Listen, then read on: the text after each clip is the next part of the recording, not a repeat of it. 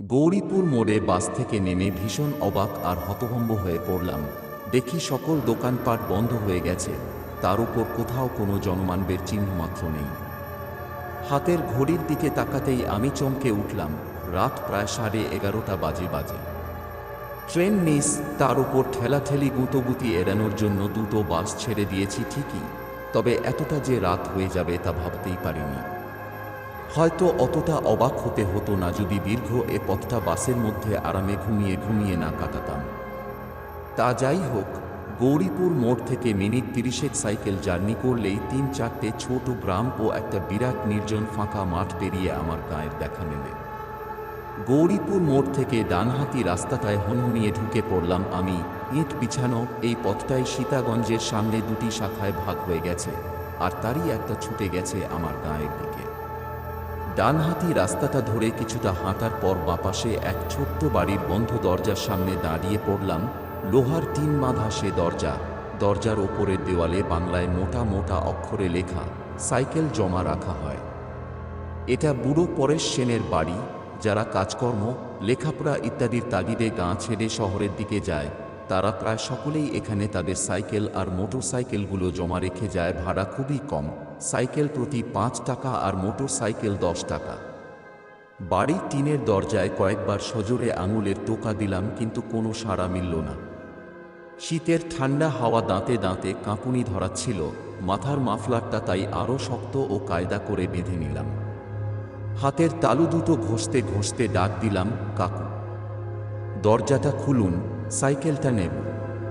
তারপর আরও কয়েকবার আঙুলের টোকা দিলাম, তাও কোনো কাজ হলো না। খুড়তুতো এক দাদাকে ফোন করার জন্য পকেট থেকে মোবাইলটা বের করে দেখি বেচারি খিদে পেটে কেঁদে কেঁদে কখন ঘুমিয়ে পড়েছে। এক বিরক্তিসূচক শব্দ করে দরজার দিকে ফিরে দাঁড়ালাম। দেখলাম ওপারে একটা কুঁজো কালো মূর্তি অন্ধকার ঠেলে দরজার দিকে এগিয়ে আসছে। কিছুটা সামনে আসতেই লোকটার হাতের হ্যারিকেনের মৃদু আলো তাকে স্পষ্ট চিনতে পারলাম। হ্যাঁ, দোকানি পরেশ সেন। এতক্ষণে আশ্বস্ত হলাম, মনের অনেক দুশ্চিন্তা দূর হলো, মাথাটাও খানিক হালকা হলো। বুড়ো পরেশ সেন হ্যারিকেনটা উঁচিয়ে ধরে আমার মুখখানা ভালো করে কয়েকবার দেখে নিয়ে কাঁপা কাঁপা গলায় বলে উঠল, ও তুমি? তা এত রাত অবধি কোথায় থাকো বাপু? আমি তেমন কিছু না বলে শুধু একটু হ্যাঁ হুঁ দিয়ে তার পিছু পিছু ঘরে এসে ঢুকলাম। বুড়োর সারা শরীর কালো মোটা আরামদায়ক চাদরে ঢাকা, মাথায় মাংকি টুপি, পায়ে এক জোড়া ছালো ওঠা কালো বুট আর চোখে সেই চেনা মোটা ফ্রেমের চশমাটা। কয়েক সেকেন্ড বাদে টর্চ হাতে দরজার বাইরে বেরিয়ে এসে সাইকেলে চড়ে বসলাম, আর তৎক্ষণাৎ বাড়ির মোটা লোহার দরজাটা সস্তে বন্ধ হয়ে গেল। ঠান্ডায় কাঁপতে কাঁপতে আমি সাইকেল চালাতে থাকলাম। ইতিমধ্যেই হাতে দস্তানা জোড়া গুলিয়ে নিয়েছি। হঠাৎই খেয়াল করলাম কাঁপা কাঁপা ঠোঁট দুটো আমার অজান্তেই কখন গুনগুনিয়ে সুর ভাঁজতে শুরু করে দিয়েছে। শিশুকালে পড়া সেই লাইনটাও মনে মনে আওড়ে উঠলাম, উহো আহ কেন করো শীত লাগে তো গানটি ধরো। এভাবেই গুনগুন করতে করতে চলল আমার অভিযান। তা প্রায় 15-20 মিনিট সেভাবেই যাওয়ার পর হঠাৎ যেন আবহাওয়ার হালকা পরিবর্তন অনুভব করলাম। ঠান্ডাটা বোধ হয় এবার একটু বেশি হুল ফোটাচ্ছে। দেখলাম অন্ধকারে ডুবে থাকা বাড়িঘর আর গাছপালাগুলো কেমন যেন রহস্যময় দৃষ্টিতে তাকিয়ে আছে আমার দিয়ে। তারা যেন আমাকে ঘিরে চুপিসারে কিসব ফন্দি এঁটে চলেছে। শিরদাঁড়া বেয়ে ঠান্ডা কিছু একটা যেন নিচের দিকে অনবরত নেমে যেতে থাকলো। সাইকেলের প্যাডেলে আমি জোরে চাপ দিলাম, কিন্তু সাইকেলটা আগের মতো আর টানতে পারলাম না। পা দুটো যেন ঠান্ডায় জমে গেছে। মনে হলো সাইকেলের পেছনে কেউ যেন হিমালয় পর্বতটাকে বেঁধে দিয়ে গেছে, আর আমি কেতরে কেতরে সেটাকে টেনে নিয়ে চলেছি। ভয়ে শরীরের ভারসাম্য হারিয়ে ফেললাম। আরও একবার সাইকেলের গতি বাড়ানোর ব্যর্থ চেষ্টা করলাম, আর ঠিক তখনই আমার ঠান্ডা দেহের বাম কাঁধে এক হিমশীতল হাতের থাবা এঁটে বসল। সাথে সাথে আমি বীভৎস এক চিৎকার করে সাইকেল থেকে গড়িয়ে পড়লাম। কাঁধের সেই জায়গাটা এখনও ঠান্ডা হয়ে রয়েছে, তবে থাবাটা যেন সরে গেছে মনে হলো। কয়েক সেকেন্ড বাদে আমি আস্তে আস্তে উঠে দাঁড়ালাম। ঘোর মাতালের মতো পা দুটো কেঁপে চলেছে, আর গলাটা যেন শুকিয়ে কাঠ হয়ে গেল। 2-3 বার ঢোক গিলে টিমটিমে টর্চের আলো চারপাশটাকে দেখলাম। তারপর ভয়ার্ত কাঁদো কাঁদো গলায় চেঁচিয়ে উঠলাম, কে তুমি? কি চাও? গলার আওয়াজ তো দূরের কথা, ছোটখাটো কোনো শব্দ কানে এসে পৌঁছাল না। আমি সাইকেলটা দুহাতে চেপে ধরে আবারও একবার চিৎকার করলাম, কে তুমি, কি চাও আমার কাছে? কয়েক সেকেন্ড কোনো সাড়া নেই। তারপর হঠাৎই একসময় অমাবস্যার ঘন কালো অন্ধকার ফুঁড়ে ঠিক আমার কানের সামনে অশরীরিতা মৃদু ফাঁপা আর ভয়ানক ভাঙা ভাঙা স্বরে বলে উঠল, আমি কে, কি হবে তা জেনে? সাইকেলটা চালাও, দ্রুত চালাও, তোমার কোনো ক্ষতি করব না, অন্যথায় হে হে হে তুমি শেষ। শব্দের সাথে বেরোনো তার মুখের ঠান্ডা বাতাস আমার এক কান দিয়ে ঢুকে অন্য কান ফুঁড়ে বেরিয়ে গেল, আর বীভৎস এক দুর্গন্ধে সারা গা গুলিয়ে উঠল। আমি মুখ বুজে প্রথমে সাইকেলে চড়ে বসলাম, তারপর প্যাডেল করতে আরম্ভ করলাম। এবারেও সেই একই কাণ্ড, সাইকেল টানতে গিয়েও টানতে পারলাম না, কোনো রকম গড়িয়ে চলল যা।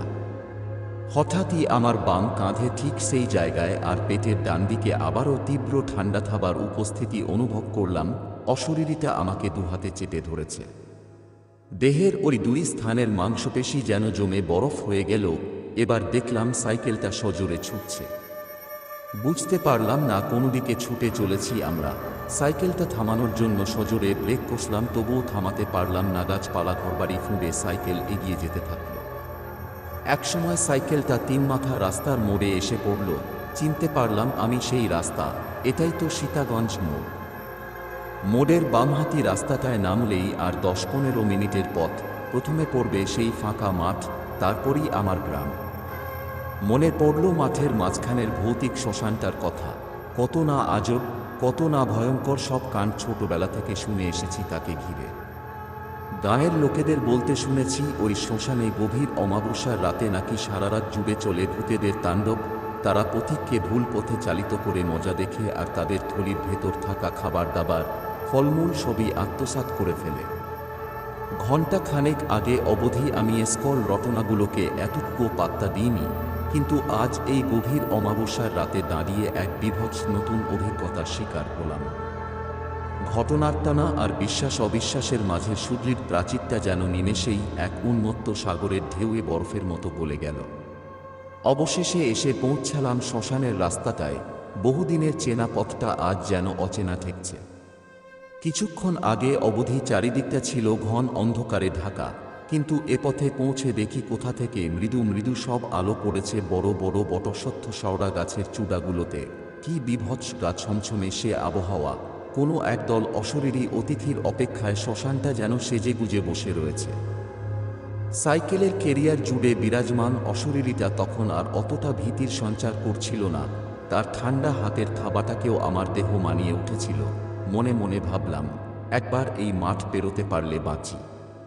পেছনের অশরীরীটা কোথায় চলেছে? আমার সাথে সাথেই বাড়ি অবধি যাবে নাকি কে জানে। এই স্কল ভাবতে ভাবতেই হঠাৎই এক জোরালো ঠেলা খেয়ে আমি সাইকেল থেকে ছিটকে রাস্তা দিয়ে গড়িয়ে পড়লাম শ্মশানের উল্টো দিকের নিচু মাঠে। মাঠের মাঝে চিত হয়ে পড়েই দেখলাম রাস্তার পাশে ঝুলে থাকা বটের ডালটা ধরে কেউ যেন হুড়মুড় করে গাছে চড়ে বসল। এতক্ষণ সঙ্গে সঙ্গে আসা অশরীরীটাই হবে বোধ হয়। তারপরই হঠাৎ শ্মশানের সমস্ত গাছপালা জুড়ে এক জোরালো আলোড়ন শুরু হলো, সাথে বিকট সব চিৎকার। সহস্র অশরীরীর দাপাদাপিতেই বোধ হয় গাছের ডালগুলো হুড়মুড় করে একসাথে ভেঙে পড়ল। মাঠঘাট সব কাঁপতে শুরু করলো, আর ঘাস বিছানো সমতল মাঠটা অজস্র ফাটলে ভরে গেল। পায়ে ভর দিয়ে উঠে দাঁড়ানোর সামর্থ্য ছিল না আমার, তবু বহু কষ্টে কোনোরকম উঠে কাতরাতে কাতরাতে বাড়ি ফিরলাম। মুখ হাত পাটা ভালো করে ধুয়ে নরম বিছানায় শরীরটাকে টান টান করে মিলে দিলাম। সারা দেহে অসহ্য ব্যথা। থার্মোমিটারে দেহের তাপমাত্রা ধরা পড়ল 105 ডিগ্রি ফারেনহাইট। পরদিন সকালে ঘুম থেকে উঠে দেখলাম গায়ে ব্যথার বিন্দুমাত্র নেই, শরীরের তাপমাত্রাও পুরোপুরি স্বাভাবিক। কালকের ঘটনাটাও আর অতটা দগদগে ঠেকছে না। দেখলাম আমার সাইকেলের কিছু কিছু অংশ বেঁকে গেছে। ইতিমধ্যে মা হাতে ব্যাগটা দিয়ে গেল বাজারে যাওয়ার জন্য। আমিও তৎক্ষণাৎ ব্রাশটা সেরে নিয়ে বাজারে বেরিয়ে পড়লাম। হাটটা বসে সীতাগঞ্জ মোড়ে, সেখানেই চলেছি। সেই একই পথ। কয়েক মিনিট পর শ্মশানের রাস্তাটায় এসে পৌঁছালাম। সাইকেল থামিয়ে শ্মশানটাকে ভালো করে দেখতে লাগলাম, কিন্তু সেখানে অস্বাভাবিক কিছুই খুঁজে পেলাম না। গাছগুলো আগের মতোই ডালপালা ছড়িয়ে দাঁড়িয়ে আছে, আর ঘাস বিছানো মাঠটাও রয়েছে আগেরই মতো সমতল। আমি আর কিছুই ভাবতে পারলাম না। মাথাটা আবার ভার হয়ে আসতে থাকল। শ্মশানটা ছেড়ে আসার সময় দেখি মাঠের গাছপালা, বেঁটে বেঁটে ঘাস আর লোহার চুল্লিটা আমার দিকে ঘাট ফিরে সমানে হেসে চলছে।